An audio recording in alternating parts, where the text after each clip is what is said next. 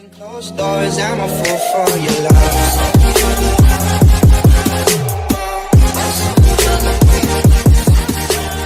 Hey everybody, it's Zach, aka Zach's Reviews. We are back again with another video. And guys, tonight was All American.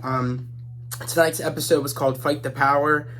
And literally, this episode made me feel multiple different things on different levels. This episode, as we saw of, the week before last week, we saw Olivia release the body cam footage of Tamika Pratt and her being murdered, and pretty much we're seeing the aftermath of, when she did that, how it what things are, what's going to happen due to her releasing that footage. And we see, in the beginning of the episode, we see Jordan, we see Simone, and we see, of course, Olivia and Simone's parents. Or not Olivia, we see Laura and, Simone's parents all sitting at the table, and pretty much they're discussing, Jordan and Simone being married. And they're pretty much, Laura, wants them to, Simone to sign the annulment papers, to get them, to get them not married anymore. And even Simone's mom isn't okay with that. Simone's mom's not okay with the fact that she's 18 years old and, she doesn't want it to make it look like she got divorced at 18 years old, because I guess it would be bad on her record. And she's thinking on, the way how things will look. She's thinking on that side of things. And Laura is thinking on the fact of this is that they're 18 years old and they shouldn't be getting married. And this is a big decision. And she thinks of Jordan as a kid still, and both, Jordan and Simone as kids. So she doesn't want that for, Jordan, because she thinks that's a big life decision, which it is a big life decision. But Jordan is 18 years old and Simone is, and they can make their own decisions now. And pretty much the only one that's making any common sense in this, debate of who, if they should stay married or if they shouldn't stay married, is Simone's dad. Simone's dad said, you guys need to take a second and we need to listen to what Jordan and Simone want. And he asked them, Jordan and Simone, what is it that you guys want? Do you guys want to stay married? Because this is a big life decision and it's up to you guys if you guys want to make this decision. And pretty much Jordan is silent. He pretty much has he's in his own headspace. Because we kind of figured in his own way, there's a lot going on with him, losing football because of his concussion, and him lying to everybody, taking those pills that make him look like everything is normal, on top of him getting hit again, and pretty much this is actually putting him in the place of you can't play football anymore, because if you get any more concussions, you could literally have problems in your life. And he's in his own headspace, and in a way, there was no response to when, the dad said it's your decision what you guys want. There was no response between either of them. They were kind of both silent in the fact, and doing to the whole argument of whether won't they be married, or should they be married. We get calls throughout the episode and the beginning of the scene of unknown caller to Laura's phone, and it keeps ringing and ringing. Laura keeps hanging up, thinking it's not important. But of course, it happens again, and Simone's mom's like, just answer it already. What could be more important than this? And it is Laura's, partners pretty much saying that Tamika footage got out, and, Laura's like, how the hell did this footage get out? She's seeing the screen, and pretty much she's disappointed in how the hell this got out, knowing that, I guess, it would cause multiple things of her keeping that footage, away from the public. And Laura knew it was bad, but in a way, I guess we end up finding out was Laura was trying to fight, fight the corruption in her own way of, fighting against police brutality. And pretty much, she didn't want to tell Olivia, and we end up finding that throughout, the episode. She didn't want to tell Olivia because, that could affect her job and her not being able to be trusted, I guess, in the police force and what, and in her job. So pretty much, that's on her side of things and why she didn't tell Olivia. And Olivia pretty much says to Laura, I released the footage, and it goes to the title card. And we end up getting to the point of we see Spencer and, of course, South Crenshaw pretty much getting ready for their game, doing double practice, hitting the gym, trying to get ready for the game. And they're like, this is a big game, we got it in the bag, guys. Chris is like, we got this. And I guess, I forget the other kid's name, but he's like, why isn't Coach Baker here? He should be here. He's giving us double practice, but he's not here getting us ready for the big game that we have that sets us in the playoffs. And, of course, Spencer's like, everything will be fine. Just, keep practicing. We got this, guys. And pretty much, Spencer's looking in the office like, where is Billy? And Billy is at the hospital doing tests because apparently he's afraid that, he could have, concussions and, from all the years he's been playing football and have, I guess, what his mom had because I guess, actually not what his mom had, but I guess, he might be having concussions, and he never really quite put that together of all the years he's gotten hit that, he could have concussions. Because he's been forgetting a lot of things, like forgetting where his car keys are, forgetting where his wallet is, and he's been forgetting him beating up, Principal Carter. He has no recollection of him beating him up. His friends remember him beating him up, but Billy has no idea that that's what he did. So he's forgetting things like that, and he's kind of putting together, maybe I might have a problem of me forgetting things. I thought it was just normal, but I'm getting a lot of headaches lately. It might be progressing. So apparently, there's no way to tell if he has, a bad, brain injury. I guess you can tell. I guess when you're dead, you can look for a certain, problem with your brain. I guess, but you can only look for it when you're dead. So he has no proof yet of him having any problem, any brain injuries, and like that are really damaging to his brain. So I don't know if we're going to see that throughout the season. I mean, he's been getting a lot of, headaches, so maybe that could be a sign. It might get worse throughout the season goes, but we're not quite sure yet. That's kind of like an open-ended question of could he have it or could he not have it, or could it just be to the fact of it is that it is his, I guess it's like pretty much the day of when his mom died, and it's pretty much, I guess it could be, in a way, it could be just a trigger to him if that's when things started happening and him starting to forget things is because of due to so much trauma with his mom dying. So pretty much, that was his story of this episode of, him, of his trauma of his mom with all the concussions, maybe that really started things, and him getting headaches and started doing all this is what pretty much caused all those problems and him forgetting things. So that's pretty much his journey and what he's going to be going through probably through the rest of the season, on top of him not being there because, Laura wants to see him at some points and he's not there because he's doing other appointments, trying to figure out if he has, bad brain problems from all the years he's played football. And pretty much we see scattered throughout the episode Simone checking in with, Asher.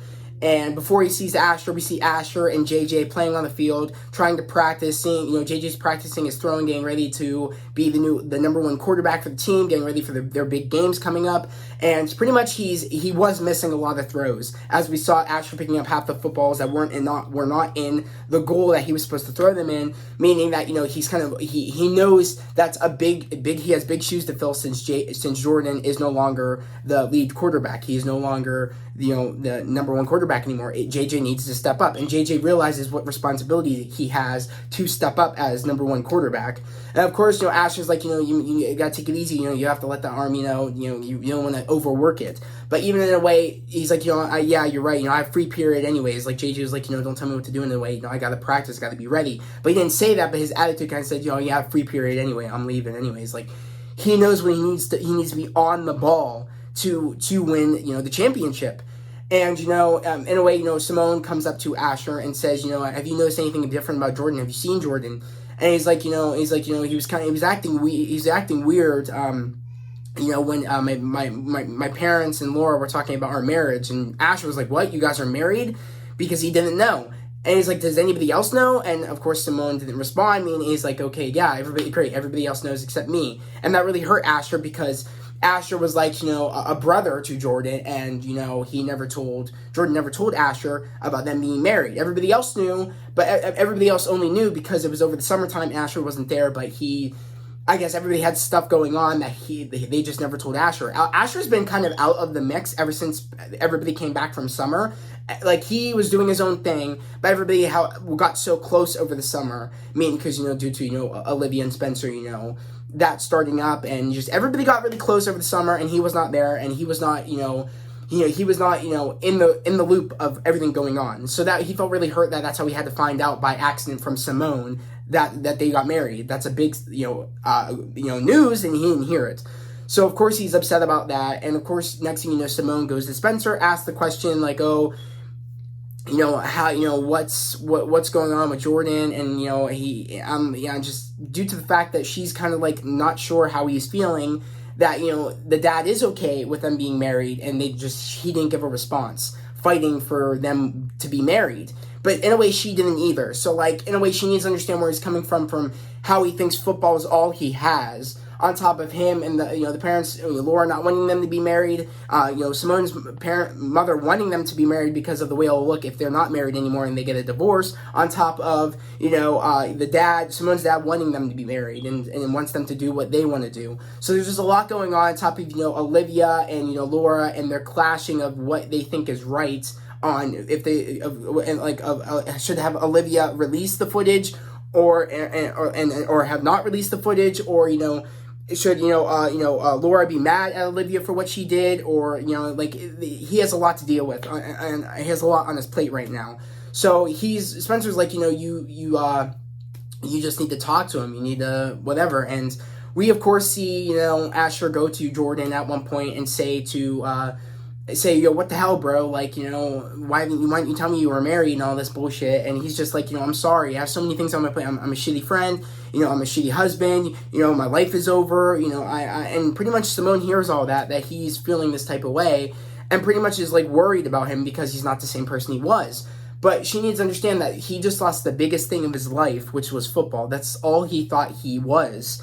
But we will learn more to come that isn't what Jordan is. There is more to him as a person, and we will see that growth go out throughout the season. At least I hope we'll see him maybe get back to the top, because at the end of the episode, we do end up seeing Spencer, we'll pretty much see Jordan talking to Spencer saying, I called you here to the field, Jordan, because I need to tell you that, you need to realize that, you're not just football. You need to get out of this depression. You need to get back on your feet and know you're not just football. You are more than just football.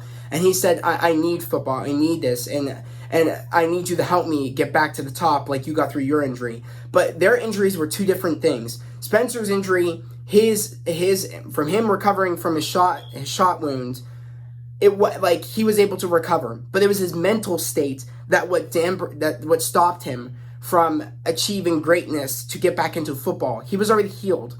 It was his mental state of mind of him being shot that wouldn't, and everything that went on with Coop, and him blaming Coop for everything that happened, and him caring about everybody else, and that stress of that is what made him feel like he still had his injury there. It was his mind wasn't strong to the point where his wound was healed. It wasn't at that same level. So it's different because that was an injury that got healed. This is a big, serious situation that if Spencer does train him, this is his brain we're talking about, Jordan's brain. If one slight misstep on another hit, if Jordan's brain is not healed from his second concussion, even his first concussion is not healed yet, he could possibly die or something could happen. And I feel like this is going to bite Spencer in the ass that he is choosing to.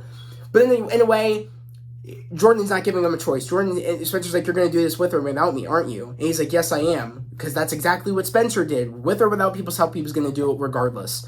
So, in a way, it is safer that Spencer is there. But I do think he does need to tell Billy or someone that he is planning on doing this. Because if he does not tell them, bad things can happen for Spencer. Because we have known when Spencer has not told, Laura, Billy, and things that have happened before, he could get blamed, bad things can happen, and you're literally putting someone's life on the line because you're not going to tell Laura or, Billy or anybody. You need to tell somebody that he is pretty much giving you, and pretty much putting you in a tight spot, that he's pretty much making you train him, and he's going to do that with or without you. He at least needs to tell Billy that he wants me to train him, he's going to do it with or without me, so I need you to help me with him to get him back on his feet. And I think Spencer will do that. At least I hope he has learned enough that he needs to tell Billy at least that what they're doing. But we'll see where that's going to go. But pretty much Spencer is pretty much, he is in a tough place right now where he doesn't care about football right now. He cares about one of his own being taken from the world again by police and everything that's going on with the police taking black lives. And he's not having it, and he wants to make a big stand, and he wants to make a big statement, and he wants to kneel at his football game, at his his playoff game. And of course, Chris is against that. Chris is against the whole entire idea of that because he's like, this could literally ruin everybody's chance at any scholarships because they will not take kids that kneel during the game, national anthem, anything. They won't take them. And he's like, and pretty much Spencer's at the fact of this, he's like, he knows that's not fair. We all know that's not fair. That Colin Kaepernick got taken out of the NFL because he was kneeling for what he thought was right, which he was right. He was kneeling on the fact that the national anthem stands for freedom, and I'm sorry, there's still not freedom for black people in a way. It's still not there. We're getting shot by police that are supposed to protect us, and we get treated like shit, and that's just how America is. And Colin Kaepernick was the one person that literally put everything on the line because he knew it was bigger than football. It was his children, his children's children, people around the globe. This is a big problem, and it's a big, and he knew that he needed to put everything on the line, his career, for something bigger, something better, a world that was better and safer for everybody. He knew what he had to do, and he did the right thing. But the NFL screwed him over, and people screwed him over, and he's out of a job, but he knows what he did was right, and he's not letting that stop him. He is doing so many great things in the world, going against police brutality, going against everybody that is against us from changing the world. He is doing better and greater things, and he knows it. He knew he did the right thing, putting his career on the line, because he's protecting he's protecting our generation, our kids' generation, our brothers and sisters, everybody. He's protecting everybody and making change in the world. And we all need to be doing that by voting, by calling out police when they do bad shit, when they're not wearing their body cams. We need to start doing shit like this because there's certain states that don't want their police to wear body cams. And we need to put them in check, because if anything, that's a red flag that they are doing some shady shit over there that they need to be put in check. All police need to be put in check and need to be wearing body cams. It's everybody's safety. Especially it's our safety that they need to understand. And all the police that are not corrupt cops need to enforce this to their brothers and sisters that probably are corrupt cops. They need to enforce it. Regardless, you're the men in blue, whatever, you guys need to tell the people that are corrupt to either, get them, if you don't know they're corrupt, but they're going against it, you need to put them in check, or you need to get them out of the system in general. There is no room for corrupt cops in the police system. There isn't. So pretty much, he knows, Spencer in a way knows what he needs to do, and everybody else is against it, and we kind of leave it in a way that we don't know what Spencer's thinking and what his next move is. And pretty much we see a lot of moments where, of course, we see a moment where Layla is, I forget who she was talking to at the time, but Layla was like, I don't know if it's right for me to go talk to Olivia, and the person, Simone said if she needs anybody, right, if you don't, it shouldn't matter what you guys went through, she needs you, she needs anybody that she can get right now, because she's going through something big right now. And pretty much Simone pushed Layla to finally start talking to Olivia again, and Olivia's like, you shouldn't have to knock on the door, and she's like, yeah, I second guessed myself 3 times to come in here. That's what Layla said, and pretty much saying that and that they're pretty much, in a way, they're becoming friends again. And Olivia's like, I'm gonna need your help with something, but we end up seeing that later throughout the episode. But we end up seeing them being together. And pretty much we end up getting to the playoff game, pretty much, and to see if they're going to continue to get to the championship. So pretty much Spencer says, it's either we all do this together or we don't do this at all. Pretty much we all take a knee and forfeit the game. And right when Chris said, when he's giving his speech, he even and pretty much they all said, Chris he wants us to forfeit the game. Pretty much, or somebody else, I think it was Chris or it was the other kid, but he says he wants us to forfeit the game. And Spencer said, they took one of ours, which really hit me, his speech, and the fact that he even said that, meaning that this is bigger than the game. This is bigger than the championship. This is bigger what, Principal Carter has to say of that. If we forfeit the game and if we don't live up to our school getting big, numbers and winning the championship, our, programs get shut down. This is bigger than that. This is their brothers and sisters. This is the world. This is their kids when they have kids. This is literally life.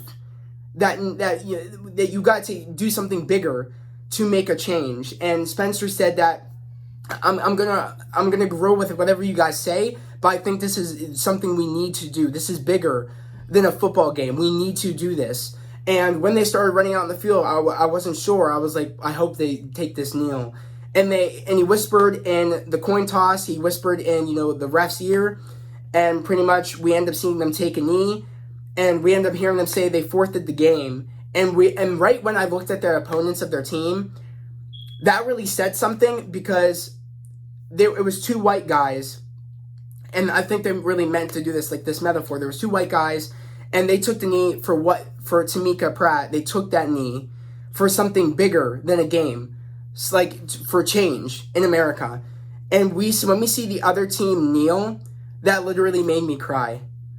Because it's something I wish we could see in real life, that we could all agree when something is wrong, when enslaving people were wrong, hurting people for what their color is, or for what their race is, anything.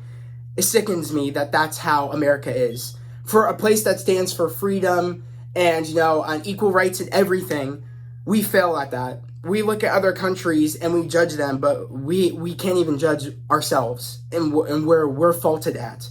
And it's sickening. It's sad because, it just disgusts me. As a person that lives here, things need to change, and we can't, and the people that want to be divided and that don't want change, we can go above and beyond that, and we can make change. When we're together, we can do anything. And the people that are against us, that want to stand against us and don't want change, we can overcome that and we can make change. That's why it's up to us, the new generation, to vote. Guys, we gotta vote. Literally, we have to. Because if we don't vote, things are going to get worse in the police system. Things are going to get worse in the environment. Things are going to get worse in the government. Everything. Things are going to get worse if we don't vote, guys. Our voices matter, and we're the people that are going to change the world for our generation and our brothers and sisters' generation, our kids' generation. It's up to us, guys. We got to be our own heroes. We got to step up. We see the older generation, and a lot of them are fighting, but a lot of them are fighting against us, and that don't want change. We're the ones that are going to save our planet, save our brothers and sisters, save our kids, everybody. It's going to be left up to us, guys. We got to take a stand. We have to. United. We got to be a united front. We have to. So I literally was crying. I literally told my sisters, I'm like, this, it just makes me sad, because no other shows are doing this. Falcon and Winter Soldier was on the topic of on a black Captain America, and if that was right, or if people thought that was right, but we shouldn't have to question or whether someone's color should be a symbol of America. Like, you know what I mean? I just love how, but I love how they were talking about that, how, there's nothing wrong with a black Captain America. And I'm so happy I get to see the day where there is a black Captain America, because Captain America is my favorite. And when I first saw the first Captain America comic where where Sam Wilson became Captain America, I cried, because there was years before that where I had people telling me I couldn't be Captain America because I was black, and it's sickening that that's what people see. But yeah, that's not what we see. When we see someone that we want to be, we don't see that. We just see someone that we look up to, and we want to be them. But there's people out there that do see that. And it's sad that that's what they have to see, and that's what they have to be. But we don't have to be that, and we can show them that that's not the way, and we can be better, and we can stand together, and we can accept everybody, and we can have an amazing place to live, and just be happy.